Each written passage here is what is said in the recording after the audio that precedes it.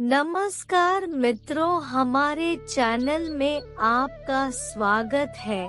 आज हम दुर्गा सप्तशती का चौथा अध्याय सुनाएंगे। नवरात्र के 9 दिनों का पाठ, चौथा अध्याय। देवताओं द्वारा माँ दुर्गा की स्तुति। ऋषि ने आगे कहना प्रारंभ किया। जब दुरात्मा दानव महिषासुर तथा उसकी राक्षसी सेना का ध्वंस देवी के हाथों हो गया, तब इंद्रादि देवता भूमि पर मस्तक टेक कर देवी दुर्गा की स्तुति करने लगे। हर्षातिरेक के कारण उनके सुंदर अंगों में रोमांच हो रहा था। देवताओं ने कहा, आपका स्वरूप ही सब देवों की शक्ति है। अपनी शक्ति से आपने समस्त विश्व को व्याप्त कर रखा है। आप सभी देवों तथा महर्षियों के द्वारा अत्यंत पूजनीय है। आप हम सबों का कल्याण करें। जिन देवी के अतुलनीय प्रभाव तथा उनके विक्रम का वर्णन करने में भगवान शेषनाग, ब्रह्मा और शिवजी भी अपने को सर्वथा असमर्थ पाते हैं, वे ही भगवती चंडिका संपूर्ण जगत का पालन एवं अमांगलिक भय के निवारणार्थ उपाय करें। जो धर्म तत्पर पुरुषों के गृह में लक्ष्मी रूप से, दुरात्माओं के यहाँ अलक्ष्मी रूप से, विशुद्ध अंतःकरण वालों के हृदय में स्थित बुद्धि रूप से, सज्जनों में रूप से तथा कुलीनों में फुलानाम। नवरात्र के 9 दिनों का पाठ। लज्जारूपिणी बनकर निवास करती है, उन महामाया भगवती दुर्गा को हम सब नमस्कार करते हैं। हे देवी, आप संपूर्ण विश्व का पालन करें। हम इस अचिंतनीय रूप, असुरों के विनाशक शौर्य तथा समस्त देवासुरों के सामने उत्पन्न हुए अद्भुत चरित्र का वर्णन नहीं कर सकते। सृष्टि की उत्पत्ति में आप ही कारणभूत हैं।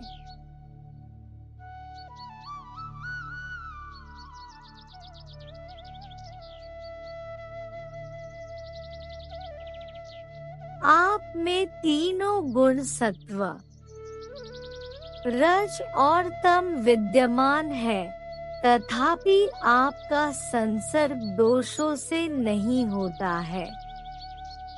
आपके महत्व को भगवान विष्णु और शिवजी भी नहीं जान सकते।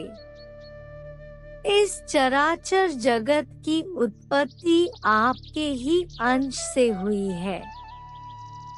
आप ही समस्त प्राणियों के लिए आधार स्वरूप है। आप ही एकमात्र सबके लिए मूलभूत अव्याकृता प्रकृति है। हे देवी, यज्ञाहुति में जिसके उच्चारण मात्र से सभी देवों की तुष्टि होती है, वह स्वाहा आप ही है। इसके अतिरिक्त आप पितरों की भी तृप्तिदायिनी है। इसलिए सभी लोग आपको स्वधा के नाम से अभिहित करते हैं। हे देवी, आप ही वह परा विद्या है जिससे निर्वाण प्राप्ति, अचिंत्य महाव्रत स्वरूपता, संपूर्ण दोषाहित्यता, जितेंद्रियता एवं तत्व की सारता प्राप्त होती है, तथा जिसकी उपलब्धि के लिए समस्त मुनिजन निरंतर अभ्यासशील रहते हैं। आप ही शब्द स्वरूप अत्यंत निर्मल नवरात्र के 9 दिनों का पाठ ऋग्वेद, यजुर्वेद तथा उद्गीत के मनोहर पाठ से युक्त पद्यबद्ध रूप में सामवेद की आधार है। आप ही देवी तीनों वेद और छहों ऐश्वर्य से युक्त भगवती है। सृष्टि की उत्पत्ति एवं पालन के निमित्त आप ही कृषि एवं आजीविका के रूप में प्रादुर्भूत हुई है। आप ही इस जगत के महान कष्ट की नाशिका है।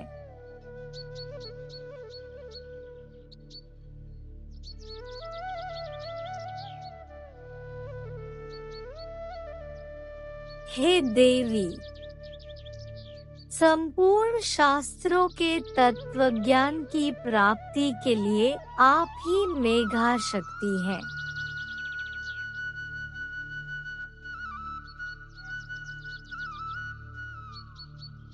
इस दुस्तर भवसागर से तारने वाली आप ही नौकारूपिणी दुर्गा देवी है। आप सदैव ही आसक्ति से रहित हैं। आप ही कैटभ दानव के शत्रु भगवान विष्णु के हृदय में निवास करने वाली तथा शिव द्वारा आदर प्राप्त गौरी देवी भी है। आपके मुखमंडल मधुर हास से पूरित स्वच्छ पूर्ण चंद्रबिंब के समान और उत्तम स्वर्ग की मनोहर आभा से आलोकित है। फिर भी आपके इस अनुपम रूप को देखकर राक्षस महिषासुर ने क्रोधाविष्ट होकर आप पर आक्रमण कर दिया। यह अत्यंत आश्चर्यकारक घटना है। हे देवी, जब वही मुखाकृति क्रोधपूर्ण मुद्रा में उद्यकालीन चंद्रमा के समान रक्ताप तथा वक्र भ्रिकुटी के कारण भीषण हो उठी, तब महिषासुर के प्राण क्यों नहीं निकल गए, यह भी आश्चर्य की बात है। क्योंकि क्रुद्ध यमराज के सन्मुख ऐसा कौन जीवधारी है जो प्राण धारण में सक्षम हो सके। हे परमात्मा स्वरूपा देवी, नवरात्र के 9 दिनों का पाठ आप प्रसन्न हो। आपकी प्रसन्नता पर ही इस सृष्टि का कल्याण संभव होता है, एवं कुपित होने पर कितनों का ही विनाश हो जाता है। यह बात प्रत्यक्ष लक्षित हुई है। महिषासुर की विशाल वाहिनी आपके क्रोधानल में पड़कर क्षण भर में ही भस्मीभूत हो उठी। आप सदैव ही अभ्युदयकारिणी हैं।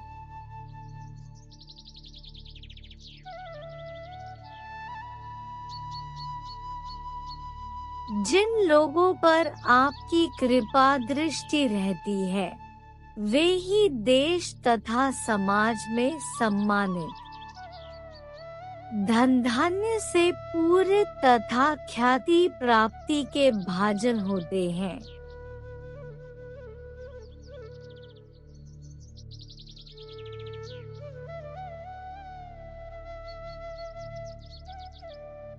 उन लोगों का धर्म कभी शिथिल नहीं होता तथा वे ही अपनी भार्या, पुत्र एवं अनुचरादि के साथ रहकर जगत में धन्य होते हैं।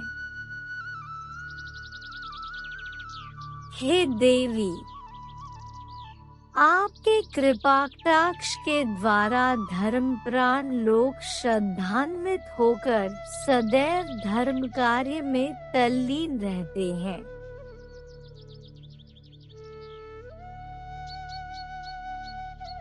जिसके फलस्वरूप उन्हें स्वर्गलोक की प्राप्ति होती है। इसलिए निश्चय ही आप त्रिलोक को अभिष्ट फल देती हैं।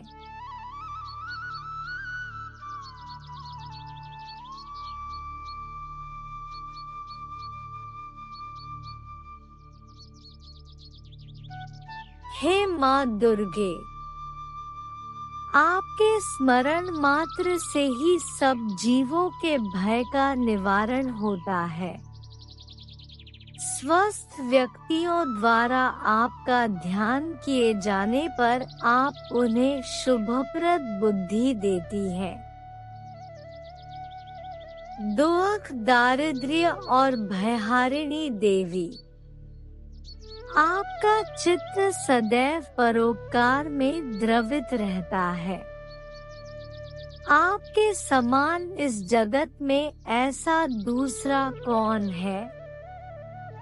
हे देवी, जो दानव नरकगामी बनने के लिए नवरात्र के 9 दिनों का पाठ अनंत काल तक दुराचरण करते रहे, उन्हें वध के बहाने स्वर्ग प्राप्ति कराने तथा संसार को सुखी बनाने के हेतु ही आप उनका सहार करती हैं। आप अपने शत्रुओं पर शस्त्र क्यों उठाती हैं? आप में अपने दृष्टिपात से ही समस्त दानवों को भस्मसात करने की शक्ति है। फिर भी आप ऐसा न करके युद्ध स्थल में ही उनका वध करती है। इस बात में कोई भेद अवश्य यह हो छिपा हुआ है।